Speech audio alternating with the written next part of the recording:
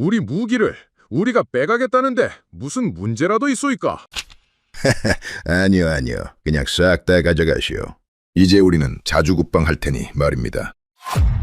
여러분, 최근 미국이 중동 정세 대응을 이유로 주한미군 전력을 일부 이동시킨 사실 알고 계셨습니까? 이 일방적인 전력 운용 결정에 대해 대한민국은 역사상 가장 통쾌한 일침을 날렸습니다. 그런데 이게 중요한 게 아니었습니다. 정작 국제사회는 한국의 위기를 걱정하는 것이 아니라 오히려 미국의 선택을 두고 고개를 젓고 있다는 사실. 감히 누굴 건드린 건가? 만약 대한민국이 스스로의 길을 선택한다면 그 순간 세계 질서는 싹 다 재편될 것이오. 세계 최강 제국을 시험대 위에 올려버린 대한민국의 진짜 힘 앞에 전 세계가 경악하고 있는 지금 대체 무슨 일이 벌어진 걸까요? 그 전에 잠깐 1초 만에 누를 수 있는 좋아요 버튼을 꾹 눌러주시면 영상 제작에 아주 큰 힘이 됩니다. 그럼 바로 시작하겠습니다. 그건 절대 안 됩니다. 한국이 만약 동맹을 끈차고 나오면 어떡할 겁니까? 회의실이 얼어붙었습니다. 펜타곤 지하 3층. 섬시 비명의 분석관이 일제히 저를 쳐다봤죠. 부장관이 헛웃음을 흘렸어요. 할로웨이, 자네 미쳤나? 한국이 왜 우리를 버려? 저는 한 발도 물러서지 않았습니다. 지금 우리가 한국에서 빼내는 게 뭔지 아십니까?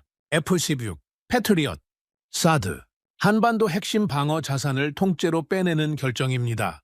보통이라면 한국이 항의해야 정상이에요. 그런데 지금은 조용합니다.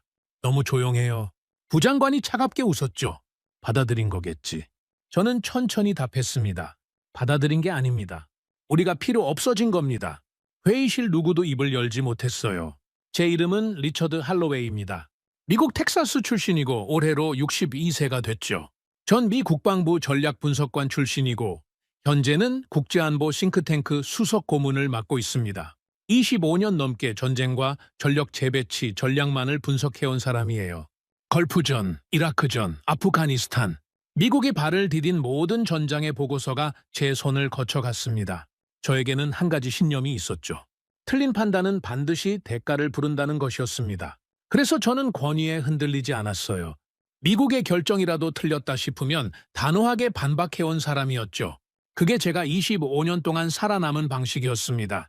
그날 새벽 4시 17분 제 책상 위에 한 장의 긴급 보고서가 올라왔어요. 표지에 단 한 줄이 적혀 있었죠. 주한미군 전력 일부 중동 차출. 처음엔 평소와 다르지 않은 보고서로 보였습니다. F-16 7대 차출, 패트리어 3개 포대 반출. 그런데 마지막 줄에서 손이 멈췄어요. 사드 1개 포대 일부 이동. 그 글자를 본 순간 머릿속이 새하얘졌죠. 사드까지요? 저는 즉시 펜타곤으로 향했습니다. 차 안에서 머릿속이 복잡하게 돌아갔어요. 25년 동안 이런 보고는 본 적이 없었거든요. 한반도에 배치된 미군 핵심 방어 자산 3가지를 한꺼번에 빼낸다는 결정. 그게 단순히 운영의 문제로 끝날 일이 아니었습니다. 펜타곤 회의실에 도착했을 때 분위기는 이상하리만치 차분했죠. 선원시 비명의 분석관과 작전참모, 그리고 부장관까지 모두 모여 있었어요. 스크린에는 한반도와 중동을 잇는 항공 이동 경로가 떠 있었습니다. 빨간 화살표가 한국에서 출발해 인도양을 거쳐 사우디아라비아로 향하고 있었죠. 저는 자리에 앉으며 옆에 있던 동료에게 조용히 물었습니다. 저 결정 누가 승인한 겁니까? 동료가 가볍게 어깨를 으쓱했어요. 위에서 내려온 거니까 따져봐야 소용없죠. 전략적 유연성, 그게 답입니다. 또 다른 분석관이 끼어들었습니다. 한국 쪽에서도 별 반응 없다는데요. 누군가 그 말을 받았죠. 그러게요. 한국이 가만히 있는 걸 보면 그쪽도 별 문제 없다고 본 거 아니겠습니까? 저는 그 말을 듣는 순간 등이 서늘해졌어요. 가만히 있다고요? 미군 핵심 전력 3가지가 동시에 빠져나가는데 가만히 있는 게 정상입니까? 회의가 시작됐습니다. 작전 참모가 일어서서 차출 일정과 규모를 설명하기 시작했죠. F-16은 오산기지 36 전투비 행대 소속, 패트리엇은 평택 캠프 험프리스 배치분 중 3개 포대, 사드는 성주 기지에 배치된 1개 포대 중 일부 시스템. 발표를 듣는 동안 회의실은 너무나 조용했어요. 누구도 의문을 제기하지 않았습니다. 누구도 위험을 언급하지 않았죠. 마치 미리 짜놓은 각본대로 흘러가는 것 같았습니다. 저는 점점 답답해졌어요. 작전 참모가 말을 마치며 한 줄로 결론을 정리했죠. 전략적 유연성 차원의 일시적 재배치이며 한반도 방어 태세에 미치는 영향은 미미하다고 평가됩니다. 한국 측 반응도 매우 협조적입니다. 회의실 사람들 대부분이 고개를 끄덕였습니다. 부장관이 자리에서 일어섰어요. 추가 의견 있는 사람 있습니까? 저는 그 자리에서 처음으로 고개를 들었습니다. 그리고 천천히 손을 들었죠. 회의실 시선이 일제히 저에게 쏠렸습니다. 리처드 할로웨이입니다. 저는 자리에서 일어섰어요.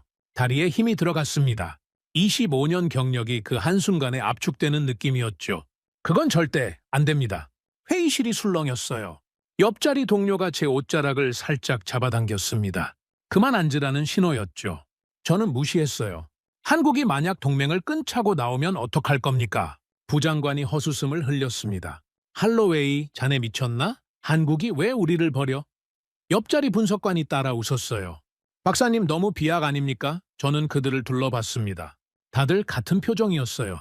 한국이 미국을 버린다는 가정 자체가 우스운 농담이라는 표정이었죠. 저는 그 순간 깨달았습니다. 이 회의실에 모인 32명의 분석관, 누구도 한국이 미국을 떠날 가능성을 한 번도 진지하게 검토해 본 적이 없다는 사실을요. 우리는 한국이 영원히 우리 옆에 있을 거라고 믿어왔습니다. 한국은 우리를 떠날 수 없는 나라라고요. 그게 25년 미국 동맹 분석의 기본 전제였죠. 그런데 그 전제가 흔들리고 있었습니다. 한 가지만 묻겠습니다. 저는 부장관을 똑바로 바라봤어요. 지금 우리가 빼내는 전력이 어떤 의미를 갖는지 한국이 모를 거라고 생각하십니까? 모르고 받아들였을 거라고 보십니까? 부장관의 표정이 굳었습니다. 무슨 말이 하고 싶은 건가? 저는 천천히 말을 이었어요. 한국은 알고 있습니다. 누구보다 정확하게 알고 있죠. F-16이 빠지면 공중우세에 어떤 영향이 오는지, 패트리엇이 빠지면 중층 방공에 어떤 구멍이 뚫리는지, 사드가 빠지면 고고도 방어가 어떻게 무력화되는지 한국은 우리보다 더 잘 알고 있을 겁니다. 자기 영토니까요. 회의실에 정적이 흘렀어요. 저는 말을 이었습니다. 그런데 그렇게 잘 아는 한국이 항의 한 번을 안 했다고 들었습니다. 보통 동맹국이라면 즉시 외교 채널을 가동하죠. 정상회담을 요청하고요. 의회가 발칵 뒤집힙니다. 일본이라면 외무상이 직접 워싱턴으로 날아왔을 겁니다. 독일이라면 정상통화가 잡혔겠죠. 호주라면 공식 항의 성명이 나왔을 거예요. 그런데 한국은 침묵입니다. 부장관의 얼굴이 천천히 굳어가고 있었어요. 여러분, 25년 동맹 분석을 한 사람으로서 말씀드립니다. 약한 동맹은 절대 침묵하지 않습니다.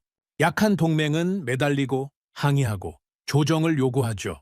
침묵하는 동맹은 단 하나뿐입니다. 저는 잠시 숨을 골랐습니다. 더 이상 매달릴 필요가 없는 동맹입니다. 회의실 누군가가 작게 헛기침을 했어요. 다른 누군가는 펜을 내려놓았습니다. 분위기가 처음과 완전히 달라져 있었죠. 부장관이 천천히 입을 열었어요. 할로웨이, 자네 지금 무슨 말을 하고 있는지 알고 있나? 저는 답했습니다. 알고 있습니다. 부장관이 의자의 등을 기댔죠. 근거가 뭔가? 저는 그 자리에서 답을 못했어요. 솔직히 말하면 그 시점에 저에게도 명확한 데이터는 없었습니다. 25년 분석가의 본능이 경고하고 있었을 뿐이었죠. 그러나 그 본능이 지금까지 틀린 적이 거의 없었어요. 이라크전 직전, 저는 그 본능 하나로 미국이 늪에 빠질 거라 경고했습니다. 아프간 철수 때도 마찬가지였죠. 그리고 그 경고는 모두 맞았습니다. 지금 그 본능이 다시 경고를 보내고 있었어요. 한국이 우리를 떠날 수 있다고요. 근거는 지금부터 찾을 겁니다. 저는 단호하게 말했습니다. 하지만 지금 이 결정은 보류해야 합니다. 한국의 침묵이 무엇을 의미하는지 확인하기 전까지는요. 부장관이 차갑게 웃었어요. 할로웨이, 자네 발언은 기록에 남길 가치가 없네. 한국은 우리 동맹이야. 그 사실을 의심하는 건 자네 경력에 도움이 안 될 걸세. 회의실에 무거운 침묵이 흘렀습니다. 저는 천천히 자리에 앉았어요. 부장관이 말을 이었죠. 회의를 마치겠습니다. 차출 일정은 예정대로 진행합니다. 사람들이 하나둘 자리에서 일어났습니다. 누구도 저와 눈을 마주치지 않았어요. 저는 그 자리에 그대로 앉아 있었습니다. 머릿속에서 한 가지 질문이 계속 맴돌았어요. 한국은 왜 침묵하는 걸까요? 정말로 받아들인 걸까요? 아니면 더 큰 무언가를 준비하고 있는 걸까요? 회의실이 텅 비었을 때 저는 마지막으로 자리에서 일어섰어요. 그 순간 머릿속에 22년 전의 한 장면이 스쳤습니다. 용산기지 작전회의실. 한국군 장교들이 미군 보고서를 받아 적기만 하던 모습. 그때의 한국은 미군 없이는 한 발도 못 나가는 나라였어요. 모든 작전이 미군 주도였고 한국군은 보조 역할만 했죠. 그 시절 제가 직접 작성한 보고서의 결론이 떠올랐습니다. 한국 단독 방위 능력 확보 불가능. 그게 22년 전 제 결론이었어요. 그 결론을 자신 있게 적었던 그 손이 지금도 똑같은 손입니다. 그런데 22년이 지난 지금 그 결론이 흔들리고 있었어요. 22년 동안 한국에 무슨 일이 있었던 걸까요? 저는 회의실 문을 열고 나왔습니다. 복도가 텅 비어 있었어요. 형광등 불빛 아래 제 그림자가 길게 드리워졌죠. 25년 분석가 인생에서 처음 느껴보는 종류의 두려움이었습니다. 적국에 대한 두려움이 아니었어요. 동맹국에 대한 두려움이었죠. 그것도 가장 가까웠다고 믿었던 동맹국에 대한 두려움이었습니다. 저는 천천히 사무실로 돌아왔어요. 책상 앞에 앉아 새벽에 받았던 그 보고서를 다시 펼쳤습니다. F-16 7대, 패트리어 3개 포대, 사드 1개 포대. 같은 글자를 다시 읽는데 처음 봤을 때와는 완전히 다른 의미로 다가왔어요. 처음엔 미국이 한국에서 무엇을 빼내는지에 관한 보고서로 보였습니다. 그런데 지금은 한국이 미국에 무엇을 허락했는지에 관한 보고서로 보였어요. 허락. 그 단어가 머릿속에서 떠나지 않았습니다. 22년 전이라면 한국은 허락을 할 수 있는 위치가 아니었어요. 미국이 결정하면 한국은 받아들이는 구조였죠. 그런데 지금 이 보고서는 마치 한국이 허락한 것처럼 읽혔습니다. 협조적이라는 표현, 그게 핵심이었어요. 약한 동맹은 협조적일 수 없습니다. 강한 동맹만 협조적일 수 있죠.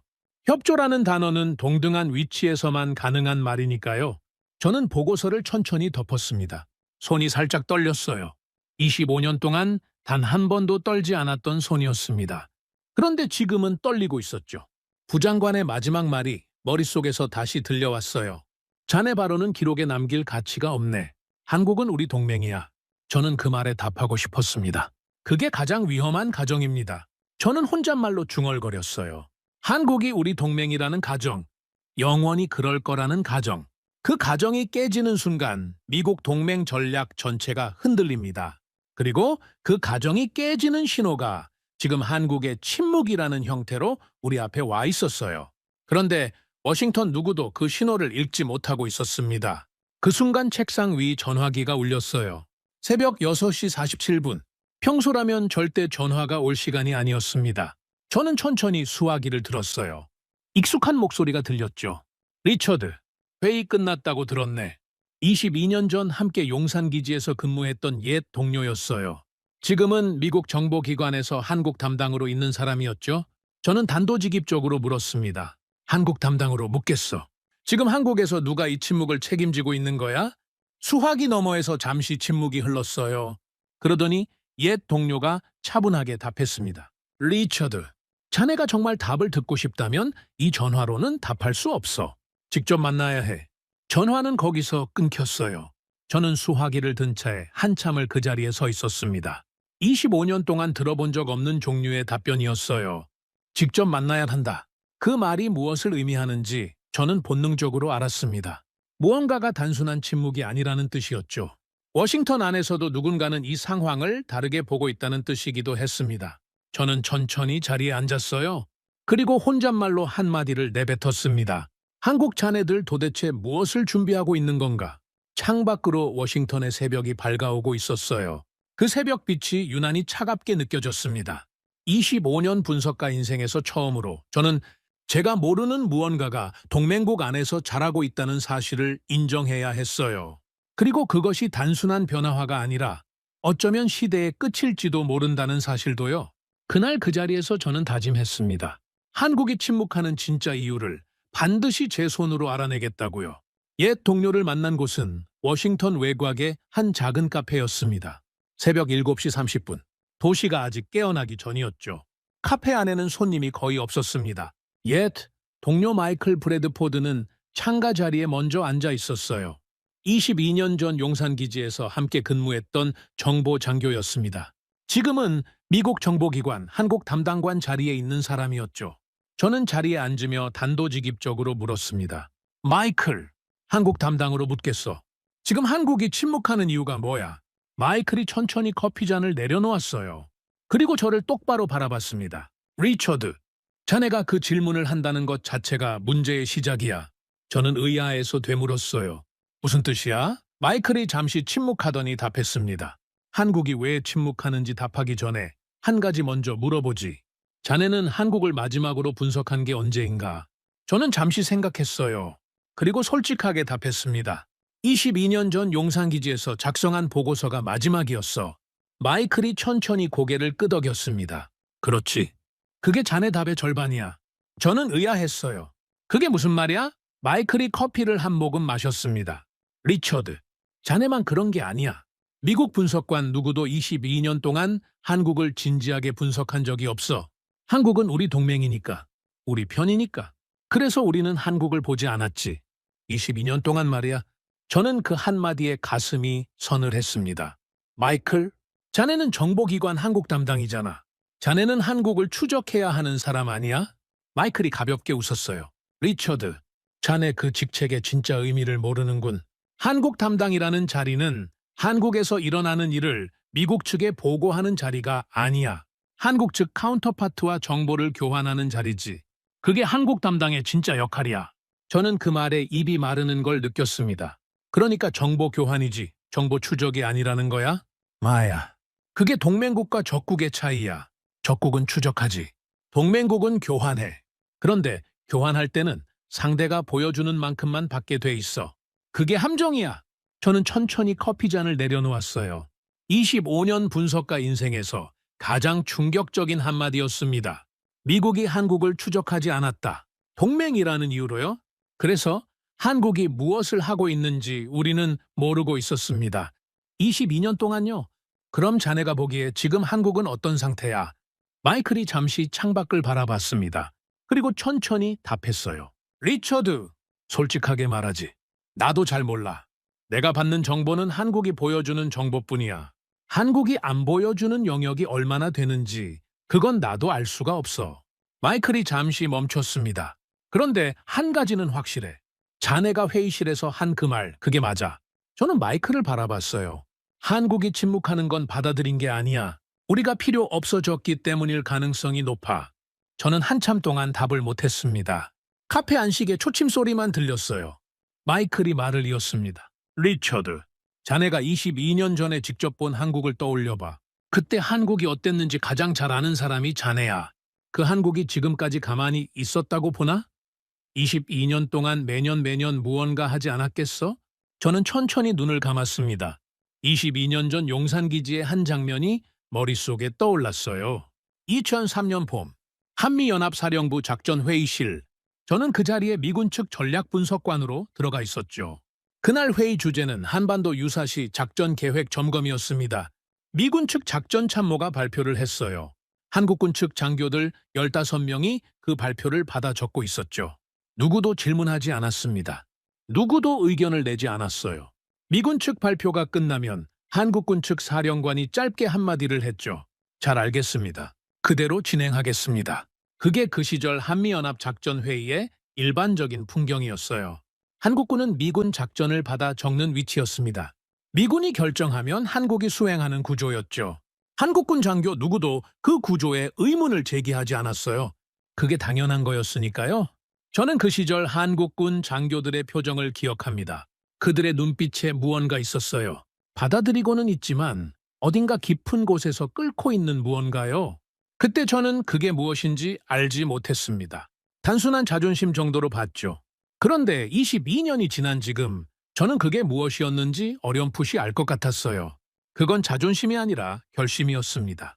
리처드? 마이클의 목소리에 저는 정신을 차렸어요. 미안. 잠깐 22년 전 생각이 났어. 마이클이 가볍게 웃었습니다. 용산기지 시절 저는 고개를 끄덕였어요. 그래. 그 시절 한국군 장교들 표정이 떠올랐어. 미군 작전을 받아 적던 그 장교들 말이야. 마이클이 잠시 침묵했습니다. 그리고 천천히 답했어요. 리처드, 그 장교들이 지금 어디 있는지 알아? 저는 의아했습니다. 어디 있는데? 마이클이 저를 똑바로 바라봤어요. 한국군 최고위층이야.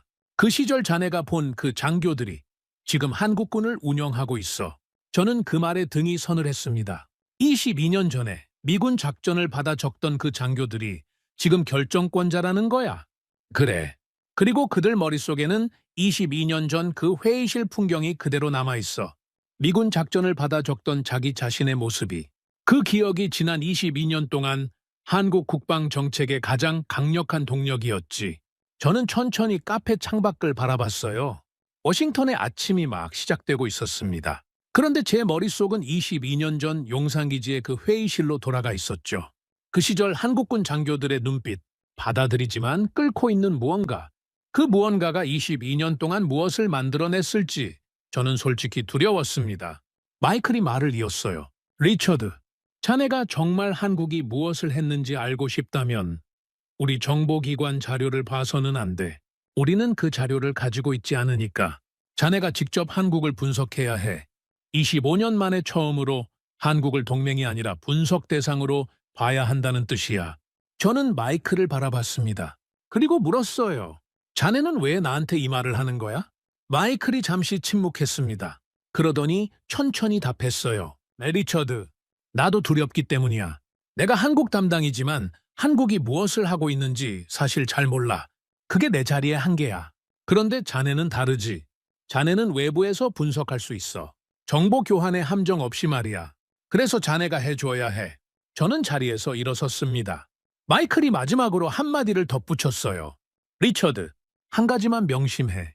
자네가 22년 전에 작성한 그 보고서, 그게 한국에 어떤 의미였는지 자네는 모를 거야. 그 보고서가 한국을 자극했을 가능성을 배제하지 마. 미국 최고 분석가가 한국 단독 방위 불가능이라고 결론낸 그 한 줄이 지난 22년 동안 한국에 어떻게 작용했는지, 그것도 자네가 분석해야 할 부분이야.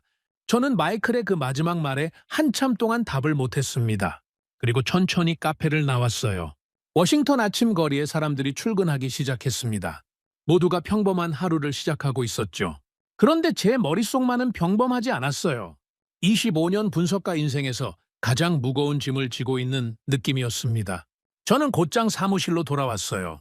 책상 앞에 앉아 가장 먼저 한 일은 22년 전 제가 작성했던 그 보고서를 캐비닛에서 꺼내는 일이었습니다. 누렇게 변한 종이 위에 제 친필 서명이 그대로 남아 있었어요. 마지막 페이지의 결론을 다시 읽었습니다. 한국은 향후 30년 내 단독 방위 능력 확보 불가능. 미군 자산 연구 주둔 필수. 저는 그 한 줄을 한참 동안 바라봤어요. 22년 전 제가 자신 있게 적었던 결론이었습니다. 그때 저는 이 결론이 한국에 어떻게 작용할지 한 번도 생각해 본 적이 없었어요. 단순한 분석이었으니까요. 그런데 마이클의 말이 맞다면 이 한 줄이 한국을 자극한 반가소해였을 가능성이 있었습니다. 미국이 가장 자신 있게 단정한 그 결론을 한국이 깨기 위해 22년을 보냈다면 저는 천천히 보고서를 덮었어요. 손이 살짝 떨렸습니다. 25년 분석가 인생에서 처음으로 제가 작성한 보고서가 부메랑이 되어 돌아오는 느낌이었어요. 그것도 가장 가까운 동맹국으로부터 말이죠. 저는 새 노트를 펼쳤습니다. 그리고 첫 줄에 한 문장을 적었어요. 한국이 22년 동안 무엇을 했는가? 분석 대상은 한국이다. 펜을 든 손이 무거웠습니다. 25년 동안 단 한 번도 한국을 분석 대상으로 적어본 적이 없었어요. 한국은 항상 동맹이었고 협력 대상이었고 통제 대상이었죠. 그런데 지금 처음으로 한국을 분석 대상으로 적고 있었습니다.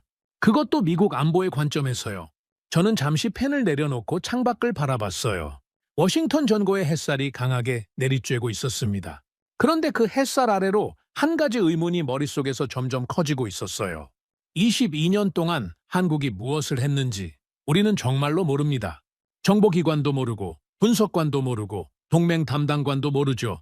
한국이 보여준 만큼만 우리는 알고 있어요. 그렇다면 한국이 보여주지 않은 영역에서 무엇이 자라고 있을까요? 그 영역이 얼마나 클까요? 그리고 그 영역에서 자란 무언가가 지금 한국의 침묵으로 표현되고 있다면 저는 다시 펜을 들었어요. 그리고 노트에 두 번째 문장을 적었습니다. 한국이 침묵하는 진짜 이유는 우리가 22년 동안 한국을 보지 않은 그 시간 안에 있다. 그 한 줄을 적는 순간 저는 알았습니다. 이제부터가 진짜 시작이라는 것을요. 25년 분석가 인생에서 가장 어려운 분석이 저를 기다리고 있었어요. 그리고 그 분석의 끝이 무엇을 보여줄지 솔직히 두려웠습니다. 창밖으로 워싱턴 거리에 비둘기 한 마리가 날아올랐어요. 자유롭게 하늘을 가르며 사라졌죠. 저는 그 비둘기를 한참 동안 바라봤습니다. 그리고 혼잣말로 한마디를 내뱉었어요. 한국 자네들 22년 동안 도대체 무엇을 만들어 놨는가? 저는 그날부터 한국을 본격적으로 분석하기 시작했습니다. 가장 먼저 한 일은 한국 측 공식 반응 자료를 모두 수집하는 일이었어요. 외교부, 국방부, 청와대, 의회, 모든 채널의 공식 입장을 시간 순으로 정리했습니다. 첫 통보가 들어간 시점부터 차출이 시작된 시점까지 정확히 72시간 동안 한국이 무엇을 말했는지 추적했어요. 결과는 충격적이었습니다. 외교부 공식 입장, 단 두 줄이었어요. 미국 측의 결정을 이해한다. 한미 동맹 기조의 변화는 없다. 국방부 공식 입장, 한 줄이었습니다. 한국 단독 방위 태세에 미치는 영향 미미, 청와대 공식 입장 자체가 없었어요. 발표조차 안 했습니다. 의회, 단 한 명의 의원도 공식 발언을 하지 않았어요. 저는 그 자료를 책상 위에 펼쳐놓고 한참을 바라봤습니다. 25년 동맹 분석가로서 처음 보는 패턴이었어요. 일본이라면 외무상이 즉시 워싱턴으로 날아왔을 겁니다. 독일이라면 정상통화가 잡혔겠죠. 호주라면 의회가 발칵 뒤집혔을 거예요. 그런데 한국은 침묵했습니다. 모든 채널에서 동시에요. 이건 우연이 아니었어요. 조율된 침묵이었습니다. 저는 노트에 한 줄을 적었어요. 한국 정부 모든 채널이 동일한 톤으로 침묵, 사전 조율 가능성 매우 높음. 그 한 줄을 적는 순간 등이 서늘해졌습니다. 사전 조율된 침묵이라면 그건 단순한 외교 기술이 아니에요. 한국 정부 전체가 미리 답을 정해두고 있었다는 뜻이었습니다. 그렇다면 그 답은 무엇일까요? 저는 다음 단계로 넘어갔어요. 지난 22년 동안 한국이 미군 자산 차출에 어떤 반응을 보였는지 역사적 패턴을 추적하기 시작했습니다. 2003년 이라크전 당시 주한미군 일부 차출, 2010년대 패트리엇 일부 이동, 2020년대 사드 운영 조정, 매번 한국의 반응이 어떻게 달라졌는지 시간 순으로 정리했어요. 결과를 보고 저는 한참 동안 자리에서 일어나지 못했습니다. 2003년 이라크전 당시 한국, 즉각적인 외교부 항의 성명, 국방부 우려 표명, 정상통화 요청, 의회 결의안 발의. 모든 채널이 동시에 가동됐어요.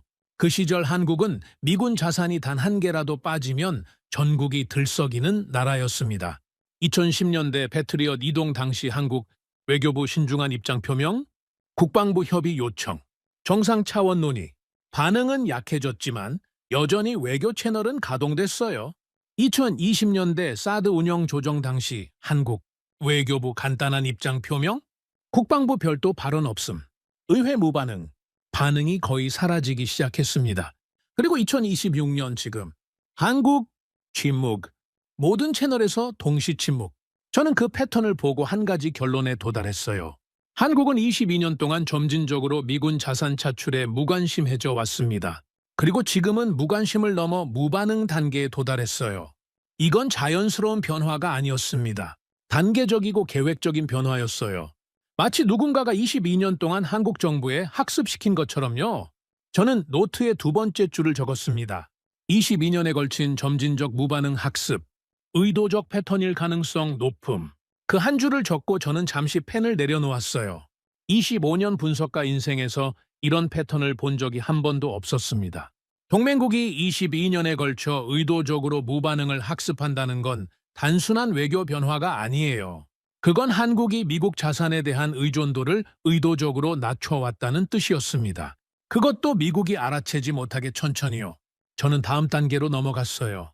한국이 같은 기간 동안 자체 방위 능력에 얼마나 투자했는지 공개 자료를 분석하기 시작했습니다. 한국 국방비 연도별 추이, 자체 무기 개발 예산 추이, 방산산업 규모 추이, 모든 자료를 시간 순으로 정리했어요. 또 한 번 충격이었습니다. 한국 국방비는 22년 동안 거의 4배 가까이 늘어났습니다. 그런데 미군 분담금은 그에 비해 훨씬 천천히 늘었어요. 즉, 한국은 자체 국방비를 빠르게 늘리면서 미군 의존도는 상대적으로 낮춰왔다는 뜻입니다. 자체 무기 개발 예산도 마찬가지였어요. 22년 동안 7배 이상 늘었습니다. 방산산업 규모는 10배에 가까이 성장했죠. 이건 단순한 자체 방위 강화가 아니었어요. 미국 의존도를 체계적으로 낮춰온 22년이었습니다. 저는 노트의 세 번째 줄을 적었어요. 한국 국방 투자 패턴, 미국 의존도 의도적 감소 명확. 그 한 줄을 적는 순간 저는 잠시 의자에서 일어섰습니다. 25년 분석가의 본능이 또 한 번 경고를 보내고 있었어요. 이건 단순한 자립 노력이 아니다. 이건 미국 없이 가는 길을 준비해온 22년이다. 그 본능이 이번엔 데이터로 뒷받침되고 있었습니다. 저는 창가에 서서 한참을 생각했어요. 한 가지 의문이 머릿속에서 떠나지 않았습니다. 왜 우리는 이걸 못 봤을까요? 22년 동안 한국 국방비가 4배 늘었다는 건 누구나 볼 수 있는 공개 정보입니다. 자체 무기 개발 예산이 7배 늘었다는 것도요. 방산 산업이 10배 성장했다는 것도요. 그런데 워싱턴 누구도 이 데이터를 한국 자립 시나리오와 연결해서 보지 않았어요. 왜일까요? 답은 간단했습니다. 한국이 우리 동맹이라는 가정 때문이었어요. 동맹국이 자체 방위력을 키우는 건 자연스러운 일이라고 봤죠. 그게 결국 미국 부담을 덜어주는 거라고 생각했어요. 동맹 분담의 일환이라고 본 겁니다. 누구도 그 자체 방위력 강화가 미국 의존도를 낮추는 방향으로 향하고 있다는 가능성을 진지하게 검토하지 않았습니다. 이게 동맹 가정의 함정이었어요. 저는 자리로 돌아와 노트에 네 번째 줄을 적었습니다. 동맹 가정이 미국 분석의 사각지대를 만들었음. 한국은 그 사각지대를 활용함? 그 한 줄을 적고 나니 가슴이 무거워졌어요. 25년 동안 제가 동맹 분석을 해온 방식이 통째로 흔들리는 순간이었습니다. 동맹이라는 가정이 분석의 출발점이 아니라 분석의 한계였다는 사실, 그 한계를 한국이 22년 동안 활용해왔다는 사실, 이걸 인정하는 게 솔직히 너무 무거웠어요. 그날 저녁, 저는 사무실에 혼자 남아 있었습니다. 다른 분석관들은 모두 퇴근했어요. 책상 위에는 한국 관련 자료가 산처럼 쌓여 있었습니다. 저는 그 자료를 한 번 더 천천히 훑어봤어요. 그러다가 한 가지 사실을 발견했습니다. 한국 국방백서의 표현 변화였어요. 22년 전 한국 국방백서. 한미연합 방위태세를 통해 한반도 안보를 유지한다. 표현의 중심이 한미연합이었습니다. 미국과 함께한다는 의미였죠. 15년 전 한국 국방백서. 한미동맹을 기반으로 자주 국방을 추진한다. 표현이 바뀌었어요. 한미동맹이 기반이고 자주 국방이 추진 방향이었습니다. 무게중심이 자주 국방으로 이동하기 시작했어요. 10년 전 한국 국방백서. 자주 국방 능력을 확보하고 한미동맹을 보완적으로 운용한다. 또 바뀌었어요. 이번엔 자주 국방이 주가 되고 한미동맹이 보완이 됐습니다. 5년 전 한국 국방백서. 독자적 방위 능력을 기반으로 동맹 협력을 확대한다. 더 결정적이었어요. 독자적이라는 단어가 등장했고 동맹 협력은 확대 대상이지 의존 대상이 아니었습니다. 그리고 가장 최근 한국 국방백서. 저는 그 부분을 읽고 펜을 떨어뜨렸어요. 한국은 자국의 안보를 자국의 능력으로 책임진다. 자국이라는 단어가 2번 들어가 있었습니다. 한미동맹이라는 표현은 별도 항목으로 빠져 있었어요. 동맹은 더 이상 한국 안보의 핵심 표현이 아니었습니다. 부속 표현이었어요. 저는 그 한 줄을 한참 동안 바라봤습니다. 25년 분석가로서 가장 무서운 종류의 변화였어요. 한국이 자국 안보의 주체를 자국으로 명시하기 시작했다는 사실, 동맹을 핵심에서 부속으로 옮겼다는 사실, 이건 단순한 표현 변화가 아니었습니다. 한국이 동맹을 보는 시각 자체가 근본적으로 바뀐 거였어요. 그리고 워싱턴 누구도 이 표현 변화를 추적하지 않았습니다. 22년 동안요. 저는 자리에서 일어섰어요. 사무실 창밖으로 워싱턴 야경이 펼쳐져 있었습니다. 그 야경 아래로 한 가지 결론이 머릿속에서 점점 선명해지고 있었어요. 한국은 22년 동안 미국 없이 가는 길을 의도적으로 준비해왔다. 그리고 지금 우리는 그 준비의 결과물 앞에 서 있습니다. F-16, 패트리엇, 사드 차출에 한국이 침묵하는 이유가 그것이었어요. 자국의 안보를 자국의 능력으로 책임진다는 한국 국방백서의 그 한 줄. 그게 한국의 진짜 답이었습니다. 저는 다시 책상 앞에 앉았어요. 그리고 노트에 마지막 한 줄을 적었습니다. 한국의 침묵은 우연이 아니다. 22년에 걸친 준비의 결과다. 그 한 줄을 적는 순간 저는 어렴풋이 알았어요. 이게 끝이 아니라는 사실을요. 한국이 22년 동안 준비해온 그 길의 끝에는 우리가 아직 보지 못한 무언가가 더 있을 거라는 직감이 들었습니다. 단순한 자체 방위 능력 확보 정도로 한국이 멈췄을 리가 없었어요. 22년이라는 시간은 그것보다 훨씬 긴 시간이었습니다. 저는 천천히 자리에서 일어섰어요. 그리고 책상 위에 펼쳐진 자료를 한 장씩 정리하기 시작했습니다. 다음 단계로 넘어갈 시간이었어요. 한국이 22년 동안 준비해온 결과물이 무엇인지 구체적으로 들여다볼 차례였습니다. 사무실 형광등 불빛 아래에서 저는 혼잣말로 한마디를 내뱉었어요. 한국 자네들이 만들어 놓은 그 카드, 이제 내가 직접 보겠네. 창밖 워싱턴 밤하늘에 별이 하나 떠 있었습니다. 그 별을 한참 동안 바라봤어요. 25년 분석가 인생에서 가장 긴 밤이 막 시작되고 있었습니다. 다음 날 새벽, 저는 한국 자체 무기체계 데이터를 본격적으로 추적하기 시작했습니다. 가장 먼저 들여다본 건 한국의 자체 방공망이었어요. 미군 패트리엇과 사드가 빠지면 한반도 방공에 어떤 공백이 생기는지, 그리고 한국이 그 공백을 무엇으로 채우려는지 확인해야 했습니다. 저는 한국방위사업청 공개 자료를 펼쳤어요. 천궁이라는 미사일 시스템 이름이 가장 먼저 눈에 들어왔습니다. 22년 전 제가 한국에 있을 때는 들어본 적도 없는 이름이었어요. 청웅아의 양산 완료, 청웅루 양산 완료, 그리고 L3이라 불리는 한국형 사드급 미사일이 양산 진입 단계였습니다. 저는 그 자료를 한참 동안 바라봤어요. 한국은 미국 패트리엇 1개 체계를 대체하기 위해 자체 미사일 3개 층의 다층 방공망을 만들어 왔습니다. 저층, 중층, 그리고 고층. 미군 자산이 한반도에서 빠질 모든 가능성을 22년 동안 자체 무기로 메워온 거였어요.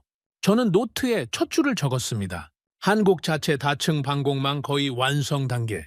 미군 패트리엇 공백 자체 대응 가능. 그 한 줄을 적고 저는 잠시 펜을 내려놓았어요.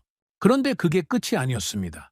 다음 자료를 펼치는 순간 저는 의자에서 천천히 등을 떼고 앉았어요. 한국 천궁 투라이가 아랍에미리트와 대규모 수출 계약을 체결한 자료가 눈앞에 있었습니다. 그것도 단순한 시범 도입이 아니었어요. 본격적인 다개년 도입 계약이었습니다. 저는 그 자료를 2번 읽었어요. 그리고 3번 읽었습니다. 아랍에미리트는 중동 국가입니다. 그리고 미국이 한반도에서 빼낸 패트리엇이 향하고 있는 곳도 중동이에요. 같은 지역, 같은 방공 수요. 그런데 그 지역의 한 나라는 이미 미국 패트리엇 대신 한국 천궁을 선택했습니다. 저는 펜을 들고 다음 줄을 적었어요. 중동 일부 국가, 미국 패트리엇 대신 한국 방공 체계 선택. 미국 자산 이동 방향과 정확히 동일 지역. 그 한 줄을 적는 순간 손이 멈췄습니다. 25년 분석가의 본능이 또 한 번 경고를 보냈어요. 이건 우연이 아니다. 미국이 한반도에서 빼낸 자산이 중동으로 향하는 그 시점에 그 중동의 일부 국가는 이미 한국 방공 체계를 선택해놓고 있었어요. 마치 누군가 두 그림을 미리 맞춰놓은 것 같았습니다. 저는 다음 자료를 펼쳤어요. 사우디아라비아 관련 자료였습니다. 사우디는 아랍에미리트보다 훨씬 큰 시장이에요. 중동 방공 수요의 핵심 국가죠. 그 사우디가 한국 방공 체계 도입을 진지하게 협상 중이라는 자료가 있었습니다. 미국 패트리엇 추가 도입 대신 한국 천궁 도입을 검토하는 단계였어요. 저는 그 자료를 보고 한참 동안 자리에서 일어나지 못했습니다.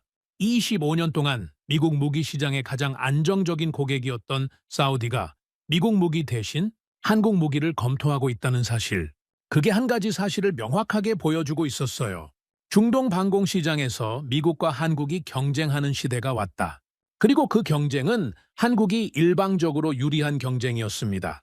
한국 무기는 가격이 더 저렴했어요. 양산 속도가 더 빨랐습니다. 성능은 미국 무기와 동등하거나 일부 영역에서는 더 우수했어요. 그리고 결정적으로 한국은 미국이 정치적 이유로 거부하는 옵션도 제공할 수 있었습니다. 기술 이전, 현지 생산, 맞춤형 사양. 미국이 동맹국에게도 잘 안 주는 것들을 한국은 거리낌 없이 제공했어요. 저는 노트에 3번째 줄을 적었습니다. 한국 방사는 미국이 막아놓은 시장 영역까지 진출. 미국 통제권 밖의 무기 공급자로 부상. 그 한 줄을 적고 저는 천천히 자리에서 일어섰어요.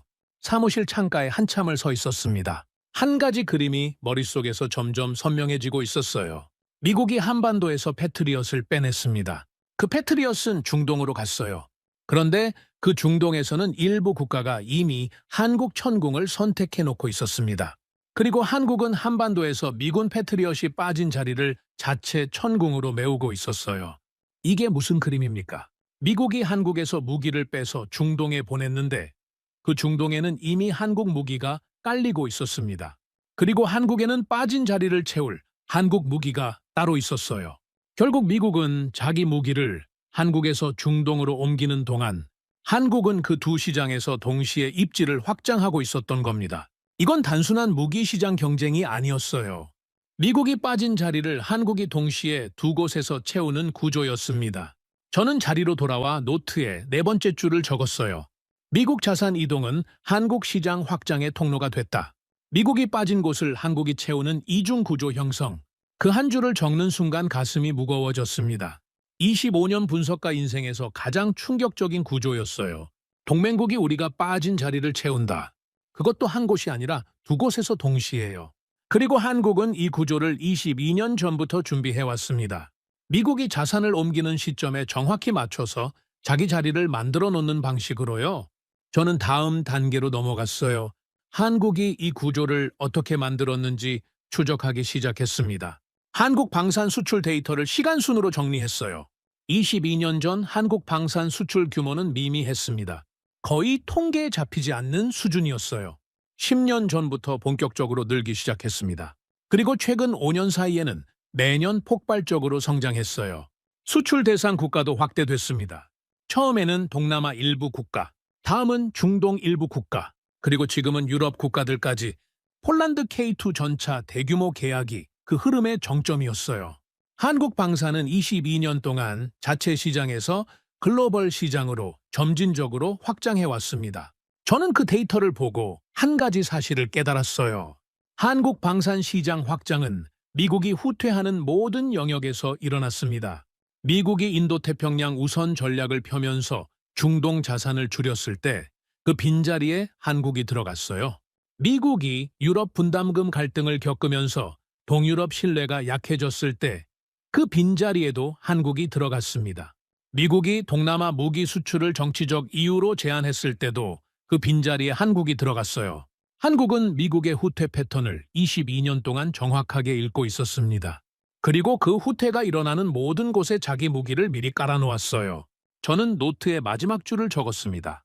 한국은 미국의 모든 후퇴 시나리오에 대비한 무기 공급망을 22년 동안 구축, 단순 자체 방위가 아니라 미국 대안 공급자 전략. 그 한 줄을 적는 순간 저는 알았어요. 한국이 침묵하는 진짜 이유가 무엇인지를요.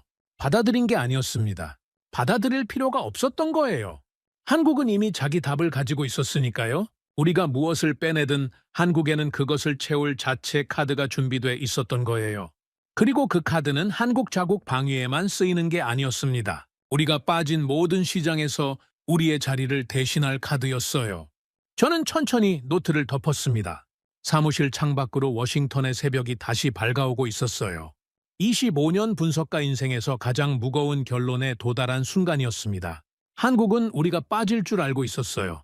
그래서 22년 동안 우리가 빠진 모든 곳을 미리 메웠습니다. 그리고 지금 우리는 그 결과물 앞에 서 있어요.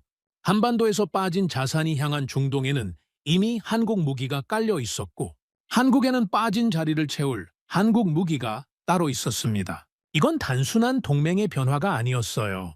미국이 만든 무기 공급 질서가 한국에 의해 조용히 대체되고 있다는 신호였습니다. 그리고 그 신호를 우리는 22년 동안 보지 못했어요. 동맹이라는 가정 하나 때문에요.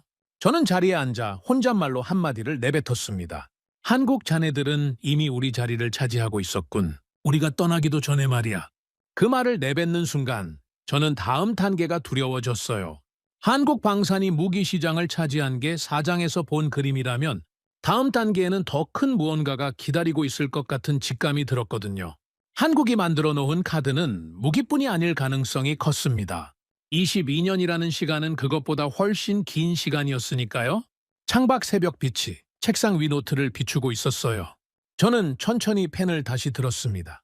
다음 단계에서 확인해야 할 것이 너무 많았어요. 한국이 만들어 놓은 카드의 진짜 깊이가 어디까지인지 직접 마주해야 할 시간이었습니다. 저는 다음 단계로 넘어가기 전 한 사람을 더 만나야 했습니다. 마이클이 카페에서 헤어질 때 했던 말이 머릿속에서 계속 맴돌았어요. 자네가 정말 한국이 무엇을 했는지 알고 싶다면 한국 공군 분석가를 만나봐. 22년 전 자네 보고서를 한국군이 어떻게 받아들였는지 알 수 있을 거야. 마이클이 소개해준 사람은 데이비드 코넬리 박사였습니다.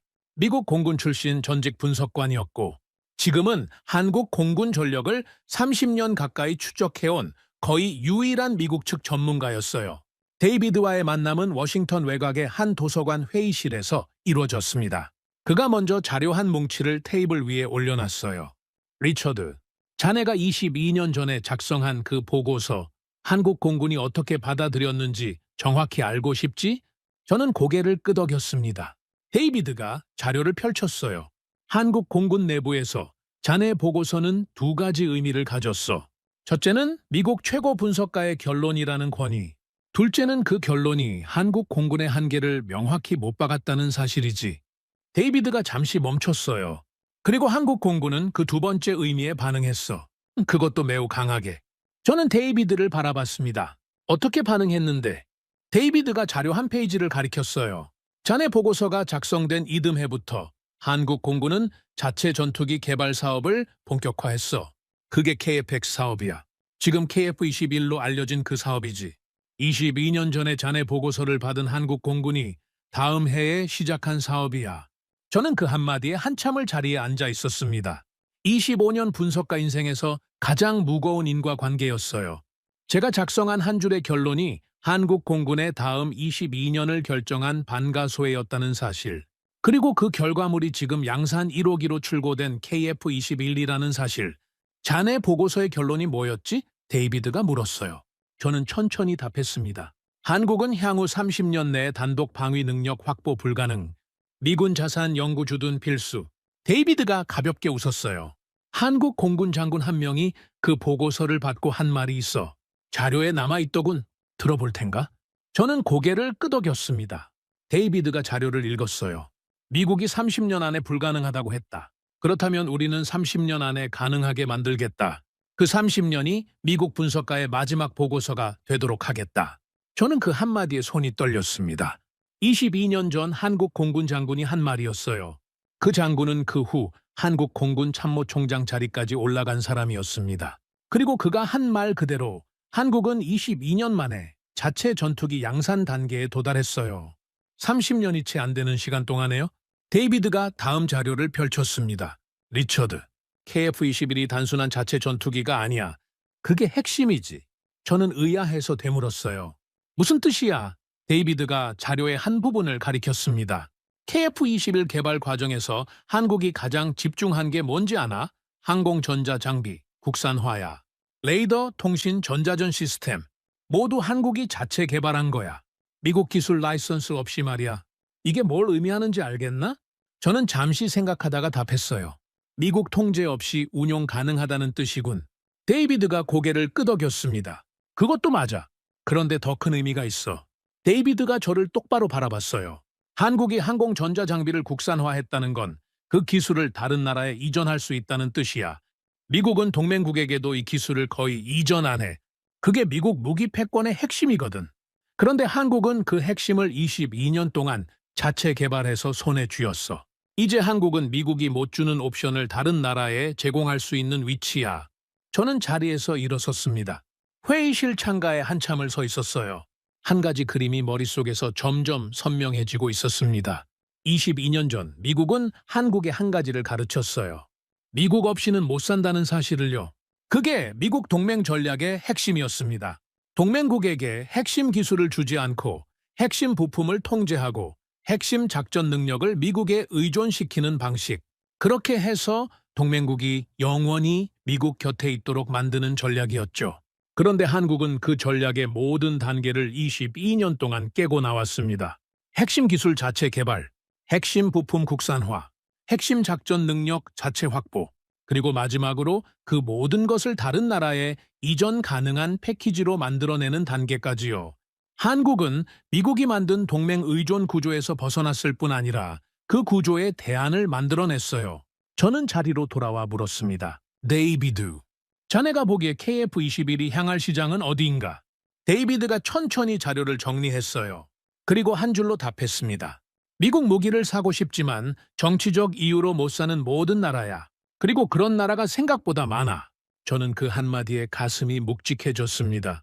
미국 무기를 사고 싶지만 못 사는 나라들. 인도네시아, 필리핀, 말레이시아 같은 동남아 국가들. 사우디아라비아, 아랍에미리트 같은 중동 국가들. 폴란드, 루마니아 같은 동유럽 국가들. 미국이 정치적 또는 외교적 이유로 무기 수출을 제한하거나 까다롭게 만든 모든 나라가 잠재적 한국 고객이었어요. 그리고 한국은 미국이 못 가는 그 모든 곳에 갈 수 있었습니다. 한국은 정치적 부담이 적었고 무기 수출 결정이 빨랐고 가격 협상이 유연했어요. 한마디로 미국이 갖지 못한 모든 강점을 한국이 갖고 있었습니다. 데이비드가 마지막으로 한마디를 덧붙였어요. 리처드, 자네가 22년 전에 한국에 30년 한계를 그어줬을 때 그건 자네에게는 분석이었어. 한국에게는 도전장이었지. 그리고 한국은 그 도전장을 받아들인 뒤로 단 한 번도 멈추지 않았어. 22년 동안 매년 한 단계씩 자네 결론을 깨왔어. 그리고 지금 한국은 자네 결론을 완전히 깨버린 단계에 도달했어. 저는 데이비드와 헤어지고 사무실로 돌아왔습니다. 책상 위에 22년 전 그 보고서를 다시 펼쳤어요. 마지막 페이지에 적힌 제 친필 서명이 그대로 있었습니다. 그 아래 결론. 한국은 향후 30년 내에 단독 방위 능력 확보 불가능. 저는 그 한 줄을 한참 동안 바라봤습니다. 그리고 새 노트를 펼쳤어요. 펜을 들고 첫 줄을 적었습니다. 22년 전 결론은 한국의 도전장이었다. 한국은 그 도전장을 받아들였고 22년 만에 답을 만들어냈다. 그 한 줄을 적는 순간 저는 25년 분석가 인생에서 처음으로 한 가지 사실을 인정해야 했어요. 제가 그동안 한국을 분석한 방식이 전부 틀렸다는 사실을요. 저는 한국을 동맹으로 봤습니다. 통제 가능한 동맹으로요. 미국 없이는 못 사는 동맹으로요. 그런데 한국은 그 모든 가정을 22년 동안 조용히 깨고 있었어요. 그리고 지금 한국은 미국 동맹 분석의 모든 전제 밖에 서 있는 나라였습니다. 저는 노트에 두 번째 줄을 적었어요. 한국은 미국 동맹 분석의 모든 전제를 깨버린 첫 번째 사례. 통제 가능 동맹에서 통제 불가능 파트너로 이동 완료. 그 한 줄을 적는 순간 가슴이 묵직해졌습니다. 통제 불가능 파트너. 25년 동안 단 한 번도 동맹국에 적용해 본 적이 없는 표현이었어요. 적국에 쓰는 표현이었으니까요. 그런데 지금 그 표현을 동맹국 한국에 쓰고 있었습니다. 그리고 그게 한국의 진짜 위치였어요. 저는 천천히 펜을 내려놓았습니다. 사무실 창밖으로 워싱턴의 저녁 노을이 지고 있었어요. 그 노을 아래로 한 가지 의문이 머릿속에서 점점 커지고 있었습니다. 한국이 통제 불가능 파트너가 됐다면 미국은 이제 한국을 어떻게 다뤄야 할까요? 22년 동안 한국을 동맹으로 가정해온 미국 동맹 전략은 그 가정이 깨지는 순간 어떻게 작동할까요? 그리고 한국이 미국의 통제 밖으로 나갔다면 한국은 이제 무엇을 할 수 있을까요? 저는 자리에서 일어섰어요. 머릿속에서 한 가지 결론이 점점 선명해지고 있었습니다. 한국이 만들어 놓은 카드는 무기뿐이 아닐 가능성이 컸어요. 다음 단계에서 한국이 무엇을 할 수 있을지 그게 진짜 무서운 부분이었습니다.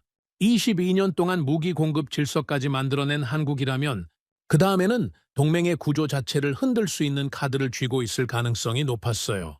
저는 혼잣말로 한마디를 내뱉었습니다. 한국 자네들이 다음으로 꺼낼 카드는 무엇인가? 그 질문이 머릿속에서 떠나지 않았어요. 25년 분석가 인생에서 가장 두려운 질문이었습니다. 그리고 그 답을 찾는 게 다음 단계였어요. 다음 단계의 분석은 사흘이 걸렸습니다. 저는 사무실에 거의 갇혀 살았어요. 한국이 무기 공급 질서까지 만들어냈다면 그 다음 단계에서 무엇을 할 수 있는지 확인해야 했습니다. 25년 분석가의 본능이 한 가지 방향을 가리키고 있었어요. 한국은 무기에서 멈추지 않을 거라는 직감이었습니다. 저는 한국의 외교 패턴부터 다시 봤어요. 22년 동안 한국이 어떤 나라들과 어떤 협력을 맺어왔는지 시간 순으로 정리했습니다. 결과는 충격적이었어요. 한국은 22년 동안 미국이 잘 못 가는 모든 나라와 조용히 친해져 왔습니다. 폴란드. 한국은 K2 전차와 K9 자주포를 대규모 수출했어요. 그런데 그게 끝이 아니었습니다. 폴란드 내 한국 무기 정비 시설 구축, 한국 기술자 현지 파견, 폴란드군 한국훈련소 입소. 한국과 폴란드 사이에 단순한 무기 거래를 넘어선 군사 협력 구조가 깔리고 있었어요. 베트남. 한국은 베트남에 자체 함정을 수출했습니다. 그리고 베트남군 장교들이 한국 해군에서 훈련받기 시작했어요. 베트남은 미국이 무기 수출을 매우 까다롭게 제한해온 나라입니다. 그런데 한국은 그 빈자리에 자연스럽게 들어가 있었어요. 인도네시아. 한국은 KF-21 공동개발 파트너로 인도네시아를 끌어들였습니다. 잠수함도 수출했어요. 인도네시아군 장교들이 한국군 학교에서 교육받는 시스템도 구축됐습니다. 저는 그 자료를 한참 동안 바라봤어요. 한 가지 패턴이 명확하게 보였습니다. 한국은 무기 수출을 핑계로 22년 동안 자체 군사협력 네트워크를 조용히 구축해왔어요. 그리고 그 네트워크에 속한 나라들 대부분이 미국이 통제하기 어려운 나라들이었습니다. 저는 노트에 첫 줄을 적었어요. 한국은 무기 수출을 매개로 자체 군사협력 네트워크 구축, 미국 통제 박동맹망 형성 진행 중. 그 한 줄을 적고 저는 잠시 펜을 내려놨습니다. 미국 통제 박동맹망. 25년 동안 단 한 번도 분석한 적이 없는 개념이었어요. 동맹은 미국이 만드는 거였습니다.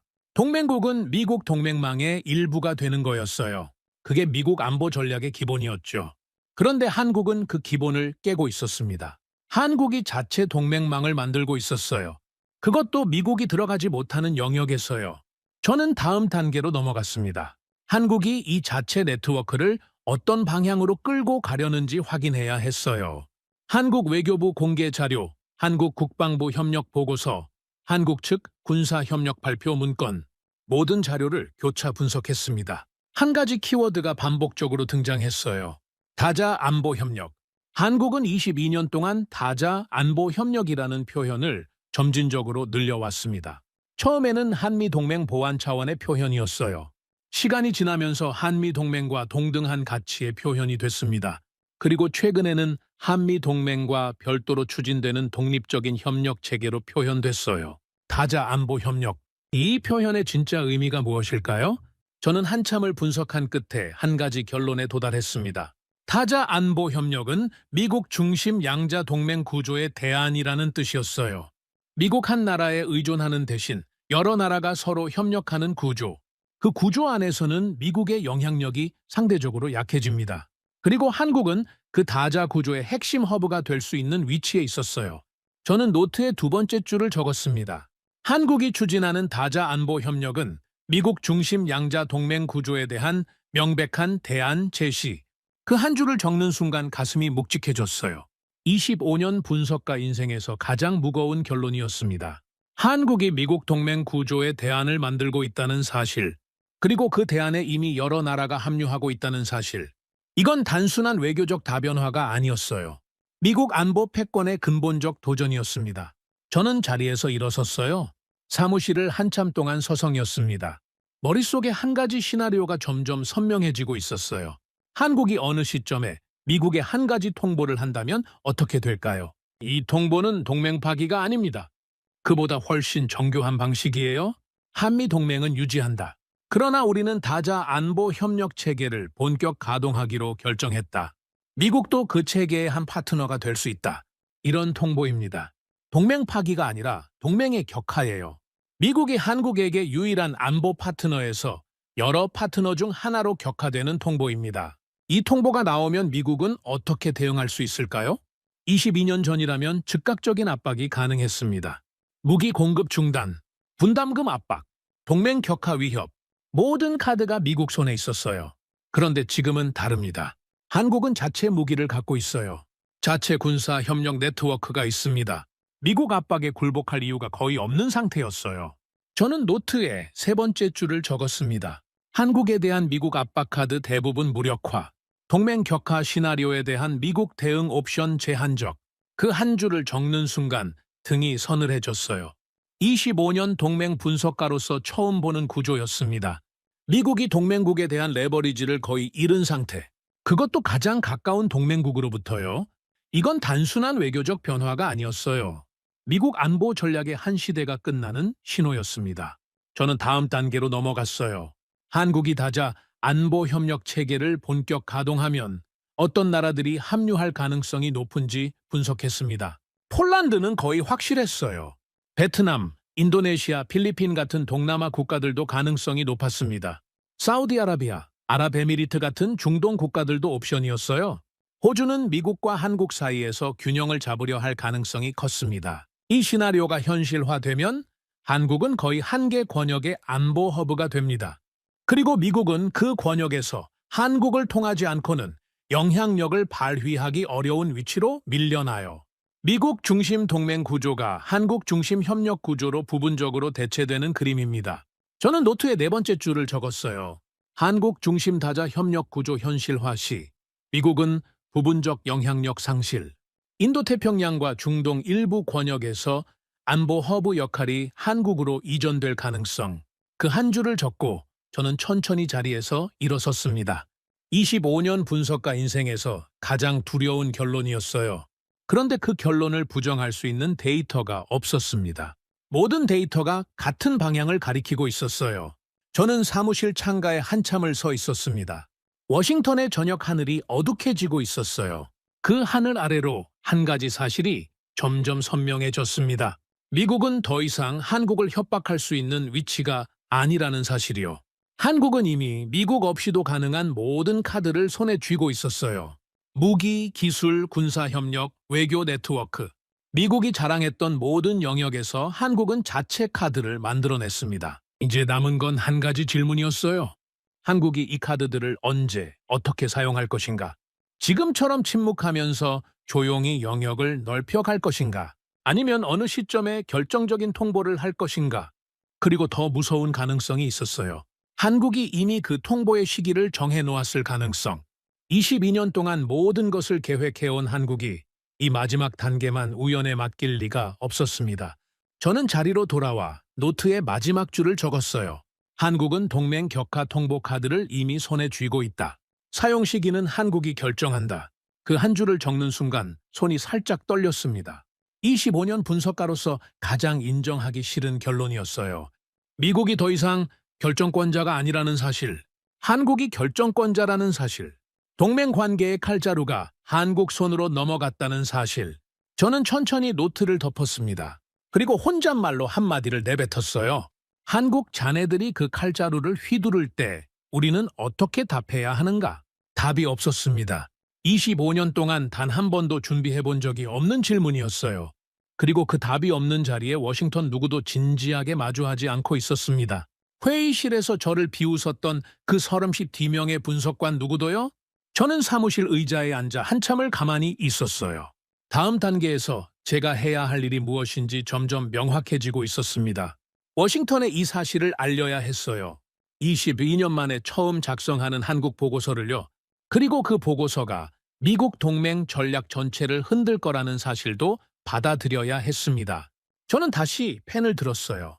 새로운 보고서의 첫 페이지에 제목을 적기 시작했습니다. 한국 단독 방위 능력 재평가 및 한미 동맹 구조 변화 분석. 작성자 리처드 할로웨이. 펜타곤 보고용. 펜을 든 손이 무거웠습니다. 이 보고서가 펜타곤 회의실에 올라가는 순간 25년 동맹 분석의 모든 전제가 흔들릴 거였어요. 그리고 그 보고서를 부장관 앞에 내려놓는 순간이 제 분석가 인생의 가장 결정적인 순간이 될 거였습니다. 창밖으로 워싱턴 밤하늘에 별이 하나 떠 있었어요. 22년 전 용산기지에서 봤던 그 별과 같은 별이었습니다.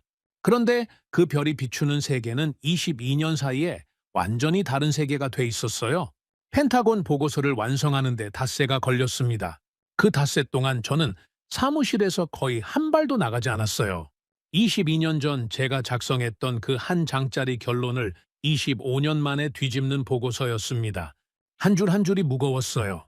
한 단어 한 단어가 미국 동맹 전략의 어떤 가정을 부수는 단어였으니까요. 보고서 첫 장에 저는 한 문장을 적었습니다. 미국의 대한국 레버리지는 사라졌다. 한국은 우리를 떠날 힘을 갖췄다. 떠날지 말지는 우리에게 달렸다. 이 한 문장이 보고서 전체의 결론이었어요. 25년 분석가 인생에서 가장 무거운 한 문장이었습니다. 그리고 이 문장을 뒷받침하는 데이터가 보고서 본문 전체에 빼곡하게 들어가 있었어요.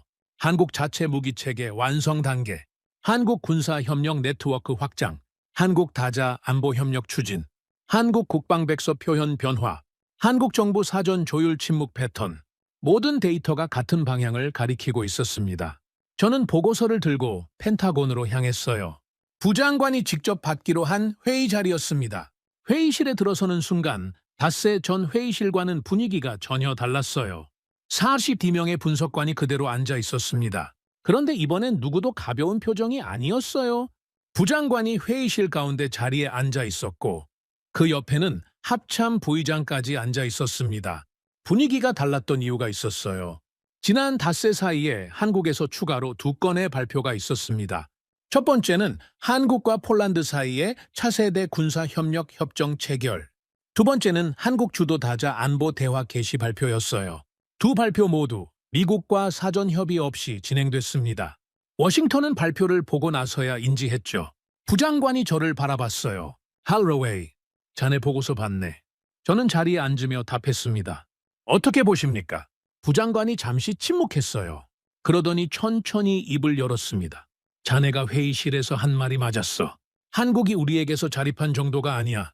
한국이 우리를 격화시킬 준비를 하고 있었어. 부장관의 목소리가 평소보다 낮았어요. 그런데 자네 보고서에 한 가지 묻고 싶은 게 있어.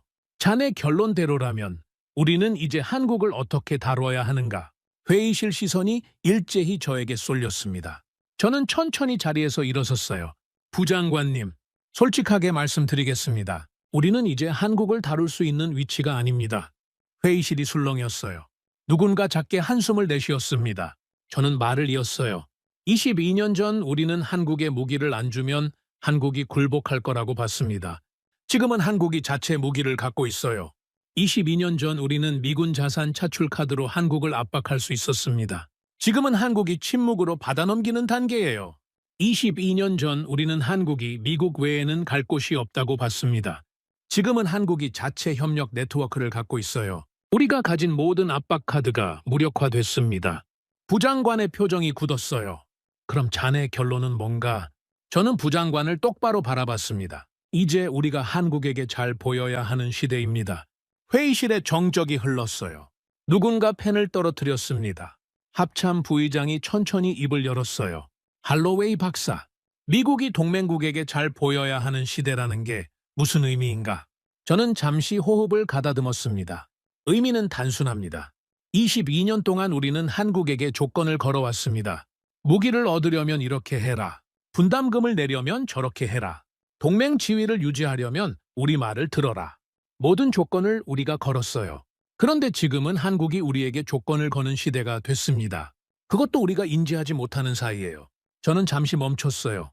한국과 폴란드 협정을 보십시오. 한국은 우리에게 사전 통보조차 안 했습니다. 한국 주도 다자 안보 대화도 마찬가지예요. 한국은 우리의 동의가 필요 없는 단계에 도달했습니다. 그리고 이건 한국이 미국을 무시하는 게 아닙니다. 한국이 미국 동의를 더 이상 필요로 하지 않는 위치가 됐다는 뜻이에요. 부장관이 저를 한참 동안 바라봤습니다. 그러더니 천천히 물었어요. 할로웨이, 자네는 이 상황에서 미국이 무엇을 해야 한다고 보는가? 저는 답했습니다. 3가지입니다. 첫째, 한국을 동맹이 아니라 파트너로 재규정해야 합니다. 통제 가능한 동맹이라는 가정은 더 이상 유효하지 않습니다. 둘째, 한국에 대한 압박 카드를 즉시 회수해야 합니다. 무력화된 카드를 계속 들고 있으면 미국 권위만 손상됩니다. 셋째, 한국이 만든 다자 협력 구조에 미국이 합류하는 방안을 검토해야 합니다. 우리가 만든 구조가 아니라 한국이 만든 구조에 우리가 들어가는 방식이에요. 회의실이 완전히 조용해졌어요. 누구도 말을 잇지 못했습니다. 25년 동안 미국이 동맹국에 적용해 본 적이 없는 접근이었으니까요. 동맹국이 만든 구조에 미국이 합류한다. 이건 미국 안보 전략의 모든 전제를 뒤집는 발상이었어요. 부장관이 천천히 자리에서 일어섰습니다. 할로웨이, 자네 보고서가 맞다면 우리는 이제 한국을 잡아야 한다는 거군. 한국이 우리를 떠나기 전에. 저는 고개를 끄덕였어요. 정확합니다, 부장관님. 부장관이 잠시 창가를 바라봤습니다. 그러더니 다시 저를 바라봤어요. 한 가지 묻겠네. 자네가 보기에 우리에게 시간이 얼마나 남았나? 저는 잠시 침묵했습니다. 그리고 천천히 답했어요. 길지 않습니다. 한국이 폴란드와 협정을 체결한 시점이 신호였어요. 그 다음 단계인 다자 안보 대화 개시 발표도 신호였습니다. 한국은 카드를 한 장씩 천천히 꺼내고 있어요. 그리고 다음 카드가 무엇인지는 한국만 알고 있습니다. 우리가 그 카드를 보기 전에 움직여야 합니다. 부장관이 천천히 고개를 끄덕였습니다. 회의실 분위기가 처음과 완전히 달라져 있었어요. 닷새 전에는 한국이 침묵하는 게 이상하다는 정도의 분위기였습니다. 지금은 한국이 미국을 격화시킬 준비를 하고 있다는 사실 자체를 받아들이는 분위기였어요. 닷새 만에 워싱턴의 한국 인식이 통째로 흔들리는 순간이었습니다. 회의가 끝나고 분석관들이 하나둘 자리에서 일어났어요. 누구도 가벼운 발걸음이 아니었습니다. 닷새 전 회의실에서 저를 비웃었던 그 사람들이 지금은 누구도 저와 눈을 똑바로 마주치지 못했어요. 그들도 알게 된 거였습니다. 한국이 만들어 놓은 카드의 진짜 무게를요. 저는 회의실을 나오며 한 가지 사실을 느꼈어요. 25년 분석가 인생에서 가장 무거운 보고를 마친 직후의 외로움이었습니다. 25년 동안 저는 미국의 강함을 분석해온 사람이었어요. 그런데 오늘 저는 미국의 약함을 보고했습니다. 그것도 가장 가까운 동맹국 앞에서의 약함을요. 복도를 걸으며 저는 22년 전 용산기지의 그 회의실을 다시 떠올렸어요. 미군 작전을 받아 적던 한국군 장교들, 그들의 눈빛에 깊은 곳에서 끓고 있던 무언가. 22년 전에는 그게 무엇인지 알지 못했던 그 무언가가 22년이 지난 지금 미국 동맹 전략 전체를 흔드는 결과물이 됐습니다. 저는 펜타곤 정문을 나서며 혼잣말로 한마디를 내뱉었어요. 한국 자네들의 22년이 우리의 25년 분석을 이겼군. 워싱턴 거리에 저녁 노을이 지고 있었습니다. 그 노을 아래로 한 가지 사실이 점점 분명해졌어요. 미국이 한국에게 조건을 걸 수 있던 시대가 끝났다는 사실, 그리고 한국이 미국에게 조건을 거는 시대가 시작됐다는 사실. 이 시대 변화를 우리는 22년 동안 보지 못했고 한국은 22년 동안 만들어 왔어요. 차에 시동을 걸며 저는 한 가지를 결심했습니다. 다음 단계 보고서를 준비해야 했어요. 한국이 만든 새로운 시대에서 미국이 어떻게 살아남아야 하는지에 관한 보고서였습니다. 그리고 그 보고서는 25년 분석가 인생의 마지막 보고서가 될 가능성이 컸어요. 펜타곤 건물이 100m 속으로 점점 작아졌습니다. 그 건물 안에서 25년 동안 만들어온 미국 동맹 전략의 한 시대가 오늘 회의실에서 조용히 막을 내리고 있었어요. 마지막 보고서를 마치고 일주일이 지났습니다. 펜타곤은 분주하게 움직이고 있었어요. 부장관은 한국 측에 새로운 차원의 협의를 요청했습니다. 합참 부의장은 다자, 안보 대화 참여 가능성을 검토하기 시작했어요. 25년 동안 한국에 조건을 걸어온 미국이 일주일 만에 한국에게 협의를 요청하는 입장으로 바뀌었습니다. 워싱턴 누구도 인정하기 싫어했지만 모두가 알게 된 거였어요. 시대가 바뀌었다는 사실을요. 저는 그 일주일 동안 한 가지 작업을 했습니다. 22년 전 용산기지에서 마지막으로 본 한국과 지금의 한국을 한 장의 표로 정리하는 작업이었어요. 25년 분석가 인생의 마지막 보고서를 위한 정리였습니다. 22년 전 한국, 미군 작전을 받아 적던 나라, 미국 무기를 사야 했던 나라, 미국 기술을 빌려야 했던 나라, 미국 결정을 따라야 했던 나라, 미국 동맹망의 한 부속이었던 나라, 지금의 한국, 자체 작전 능력을 갖춘 나라, 자체 무기를 만드는 나라, 자체 기술을 가진 나라, 자체 결정을 내리는 나라, 자체 동맹망을 만들어가는 나라, 같은 나라가 22년 사이에 정반대 위치로 이동했습니다. 그것도 미국이 보지 못하는 사이예요. 그리고 그 이동의 마지막 단계에서 한국은 한 가지 결정적인 권한을 손에 쥐었어요. 미국을 선택할 권한이었습니다. 22년 전에는 미국이 한국을 선택했어요. 한국은 선택받는 위치였습니다. 미국이 동맹으로 받아주면 한국은 안전했고 미국이 거리를 두면 한국은 위태로웠어요. 모든 결정권이 미국에게 있었죠. 지금은 한국이 미국을 선택합니다. 한국이 미국을 안보 파트너로 인정하면 미국은 인도태평양 영향력을 유지할 수 있어요. 한국이 미국을 격화시키면 미국은 그 권역에서 영향력을 잃어요. 모든 결정권이 한국에게 있었습니다. 저는 이 한 줄을 노트에 적었어요. 미국은 더 이상 한국에게 무엇을 줄지 결정하는 나라가 아니다. 한국에게 무엇을 받을 수 있을지 묻는 나라가 됐다. 이 한 줄이 25년 분석가 인생의 결론이었습니다. 그리고 가장 인정하기 싫었던 결론이기도 했어요. 25년 동안 저는 미국이 결정권자라는 가정 위에서 모든 분석을 해왔습니다. 그런데 그 가정이 틀렸어요. 적어도 한국에 대해서는 틀렸습니다. 그리고 한국에 대해서 틀렸다면 다른 동맹국들에 대해서도 곧 틀릴 가능성이 컸어요. 한국이 보여준 길을 다른 동맹국들이 따라갈 가능성이 있었습니다. 자체 무기 개발, 자체 기술 확보, 자체 협력 네트워크 구축, 미국 통제 밖으로의 점진적 이동. 한국이 22년에 걸쳐 보여준 그 길은 다른 동맹국들에게 일종의 매뉴얼이 될 수 있었어요. 그리고 그 매뉴얼이 확산되는 순간 미국 동맹 패권 전체가 흔들리는 시대가 옵니다.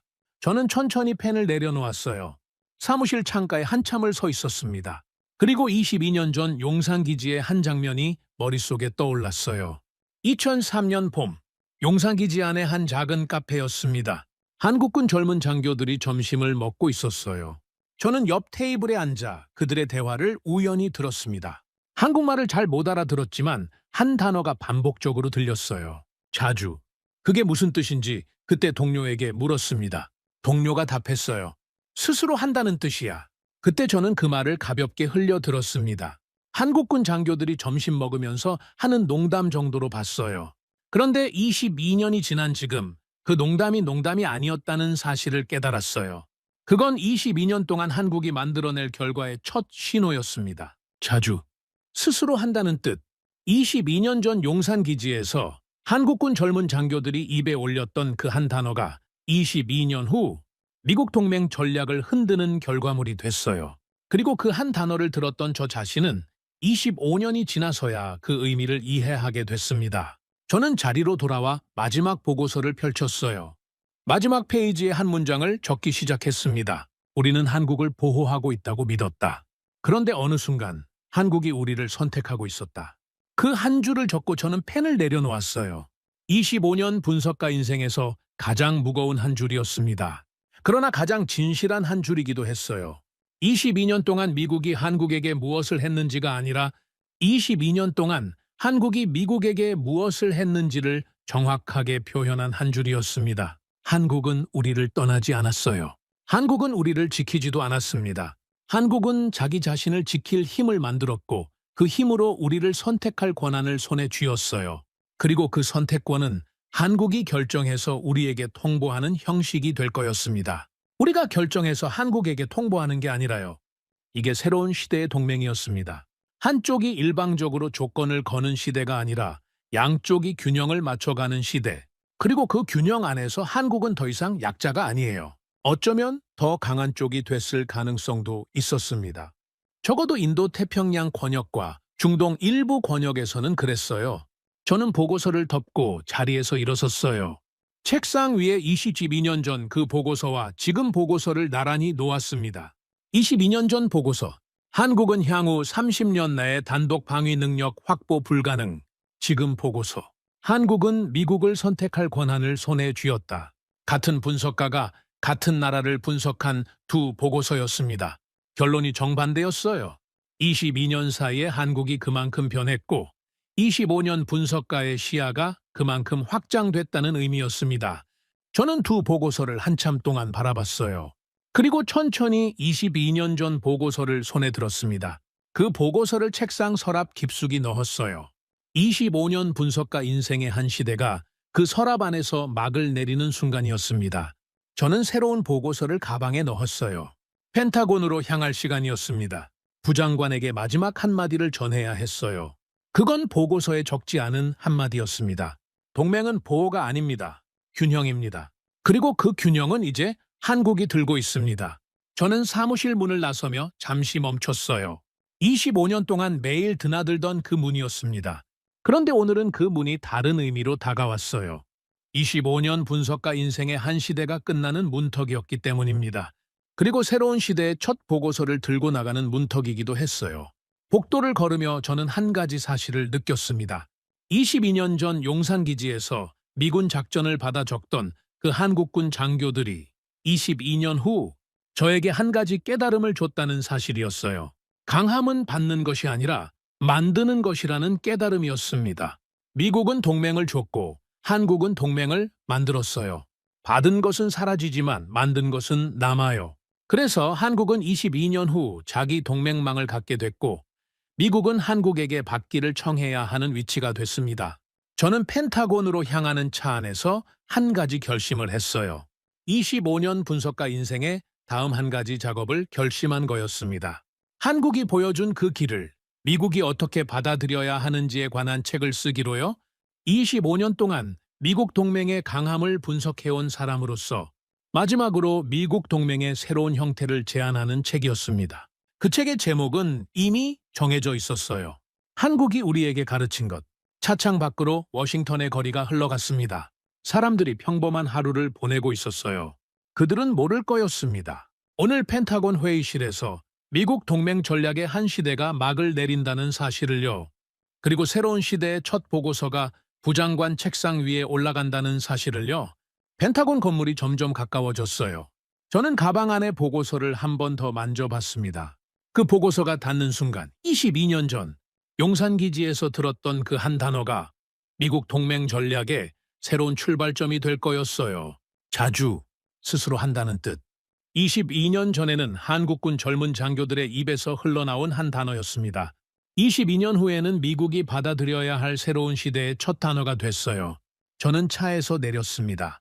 펜타곤 정문을 향해 걸어갔어요.